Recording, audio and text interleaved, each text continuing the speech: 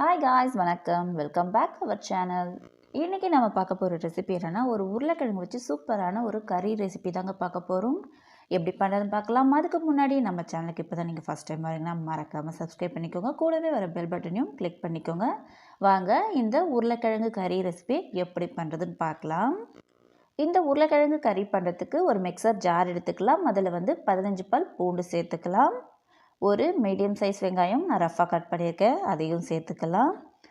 இந்த கிரேவிக்கு தேவையான அளவு காரத்துக்கு ஒரு 4 காஞ்ச மிளகாய், கூடவே ஒரு தக்காளி, லாஸ்ட்டாக ஒரு சின்ன சைஸில் புளி சேர்த்துக்கலாம்.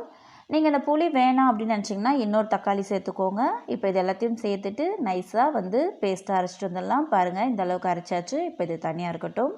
அடுத்தது நான் பேபி பொட்டேட்டோ தாங்க எடுத்திருக்கேன். அதிலே இருக்கிறதுலே கொஞ்சம் பெரிய சைஸாக எடுத்திருக்கேன்.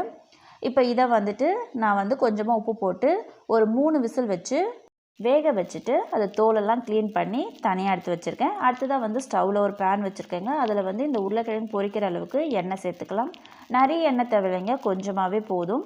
இப்போ அதில் நம்ம இந்த வேக வச்சு தோல் உரிச்சு வச்சுருக்கோம் இல்லையா உருளைக்கிழங்கு, அதை சேர்த்துட்டு இந்த உருளைக்கிழங்கு நல்லா பொரிஞ்சு வரணும். அதாவது மேலெல்லாம் கொஞ்சம் கிறிஸ்பியாக ஆகிற மாதிரி நம்ம நல்லா வறுத்து எடுத்துக்கலாம். பாருங்கள், நல்லாவே பொரிஞ்சு அந்த தோலெல்லாம் கொஞ்சம் கிறிஸ்பியாக வந்திருக்கு.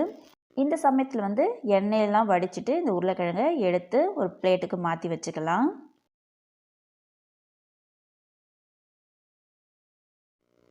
நான் எல்லா உருளைக்கிழங்கையும் எடுத்துகிட்டேன். இப்போ எண்ணெய் நிறையவே இருக்குது. அதுலேருந்து இந்த கிரேவிக்கு தேவையான அளவு எண்ணெயை வச்சுட்டு மீதி எல்லா எண்ணெயும் எடுத்துடலாம்.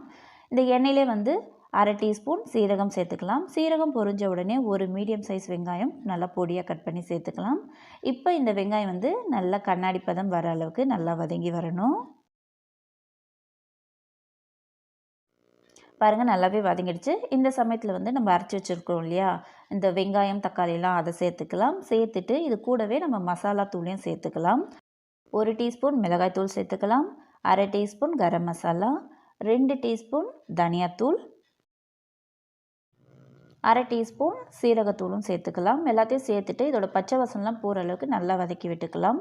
நம்ம வெங்காயம் தக்காளியும் பச்சையாக தான் நம்ம அரைச்சிருக்கோம். அது கூடவே இந்த மசாலாவும் சேர்த்து நம்ம வதக்கும் போது ரெண்டுத்தோட பச்சை வாசனையும் சீக்கிரம் போயிடும். இல்லைனா ரொம்ப நேரம் வதக்க வேண்டியதாக இருக்கும். அதனால் நம்ம எல்லாத்தையும் ஒன்றாவே சேர்த்துக்கிறோம். பாருங்கள், நல்லா வதங்கி பச்சை வாசனைலாம் போய் நல்லா சுருண்டு வந்துடுச்சு. இந்த சமயத்தில் ஒரு 1/2 கப் அளவுக்கு மட்டும் நம்ம தண்ணி சேர்த்துக்கலாம். தண்ணி சேர்த்த அப்புறமா இந்த கறிக்கு தேவையான அளவு உப்பு சேர்த்துக்கலாம். சேர்த்துட்டு இதை ஒரு வாட்டி நல்லா மிக்ஸ் பண்ணி விட்டுக்கலாம். நல்லாவே மிக்ஸ் பண்ணி விட்டாச்சு. இப்போ ஒரு மூடி போட்டு மூடி ஒரு 3 நிமிஷம் மட்டும் லோ ஃப்ளேம்லேயே இது நல்லா கொதித்து அந்த எண்ணெய்லாம் பிரிஞ்சு வரட்டும். பாருங்கள், நல்லா கொதித்து அந்த தண்ணியெல்லாம் நல்லா வற்றி வந்துடுச்சு. எண்ணெயும் நல்லா பிரிஞ்சு வந்துடுச்சு. இந்த ஸ்டேஜில் நம்ம பொரிச்சு வச்சுருக்கோம்ல உருளைக்கிழங்கு, அதையும் சேர்த்துக்கலாம். சேர்த்துட்டு இதை ஒரு வாட்டி நல்லா கலந்து விட்டுக்கலாம். ரொம்ப அழுத்தம் கொடுக்காமல் ரொம்ப லேசாகவே கலந்து விட்டுக்கோங்க, இல்லைனா அந்த உருளைக்கிழங்குலாம் உடஞ்சிரும். பாருங்கள், அந்த மாதிரி இதை லைட்டாக கலந்து விட்டுட்டு மறுபடியும் ஒரு மூடி போட்டு மூடி ஒரு 2 நிமிஷம் மட்டும் லோ ஃப்ளேம்லேயே வச்சு எடுத்துக்கலாம். பாருங்கள், அந்த 2 நிமிஷத்துலேயே அந்த எண்ணெய்லாம் பிரிஞ்சு நமக்கு மசாலா நல்லாவே ரெடி ஆகிடுச்சு.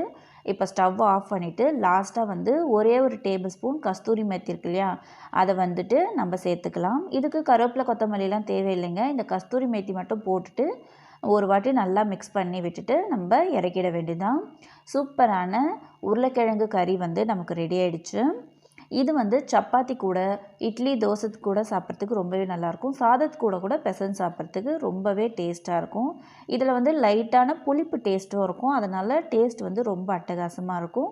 இந்த வீடியோ உங்களுக்கு பிடிச்சிருந்தால் மறக்காமல் நம்ம சேனலை சப்ஸ்கிரைப் பண்ணிக்கோங்க. கூடவே வர பெல் பட்டனையும் கிளிக் பண்ணிக்கோங்க.